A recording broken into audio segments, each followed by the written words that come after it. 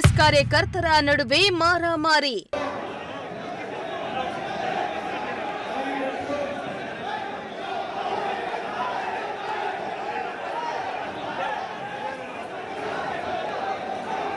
ಬೆಂಬಲಿಗರ ನಡುವೆ ಗಲಾಟೆಗೆ ಕಾರಣವಾಗಿದ್ದೇನು?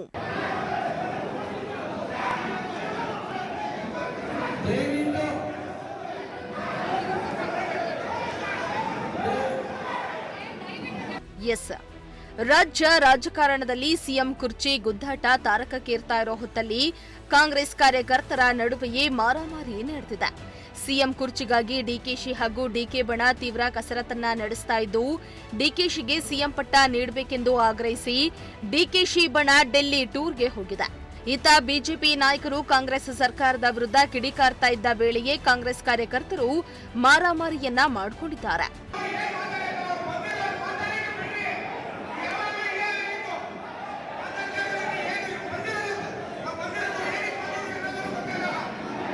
ಹೌದು, ಚಿಕ್ಕಬಳ್ಳಾಪುರ ಜಿಲ್ಲೆಯ ಕಾಂಗ್ರೆಸ್ ಪಾಳ್ಯದಲ್ಲಿ ಅಸಮಾಧಾನದ ಹೊಗೆ ಆಡ್ತಾ ಇದ್ದು ಇದೀಗ ಸ್ಫೋಟಗೊಂಡಿದೆ.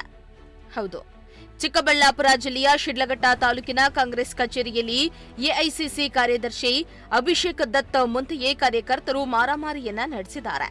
ಇಂದು ಶಿಡ್ಲಘಟ್ಟದಲ್ಲಿ ಬಿಜೆಪಿ ವೋಟ್ ಚೋರಿ ವಿರುದ್ಧ ಸಹಿ ಸಂಗ್ರಹ ಮಾಡಲು ಕಾರ್ಯಕ್ರಮವನ್ನ ಆಯೋಜನೆ ಮಾಡಲಾಗಿತ್ತು. ಕಾರ್ಯಕ್ರಮಕ್ಕೆ ಶಿಡ್ಲಘಟ್ಟ ಕಾಂಗ್ರೆಸ್ ಮುಖಂಡ ರಾಜೀವ್ ಗೌಡ ಮತ್ತು ಕಾಂಗ್ರೆಸ್ ಬಂಡಾಯ ಅಭ್ಯರ್ಥಿಯಾಗಿದ್ದ ಪುಟ್ಟ ಆಂಜನಪ್ಪ ಹಾಗೂ ಅವರ ಬೆಂಬಲಿಗರು ಭಾಗಿಯಾಗಿದ್ರು.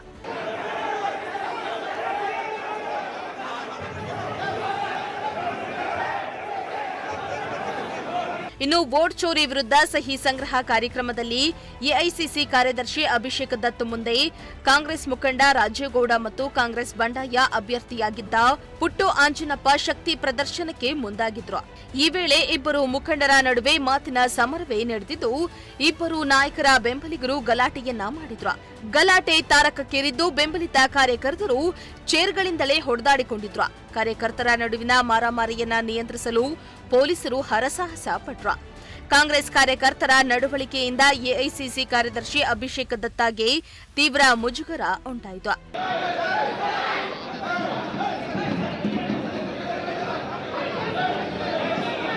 ಒಟ್ನಲ್ಲಿ ಚಿಕ್ಕಬಳ್ಳಾಪುರ ಜಿಲ್ಲೆಯ ಶಿಡ್ಲಘಟ್ಟ ಕಾಂಗ್ರೆಸ್ ಪಾಳ್ಯದಲ್ಲಿ ದಿನದಿಂದ ದಿನಕ್ಕೆ ಭಿನ್ನಮತ ಜೋರಾಗ್ತಾ ಇದ್ದು, ಮುಂದಿನ ದಿನಗಳಲ್ಲಿ ಯಾವ ಮಟ್ಟಕ್ಕೆ ಕಾರ್ಯಕರ್ತರ ಗುದ್ದಾಟ ಜೋರಾಗುತ್ತೆ ಎಂಬುದನ್ನ ಕಾದು ನೋಡಬೇಕಾಗಿದೆ. Bureau report, Prajashakti TV, Tumakuru.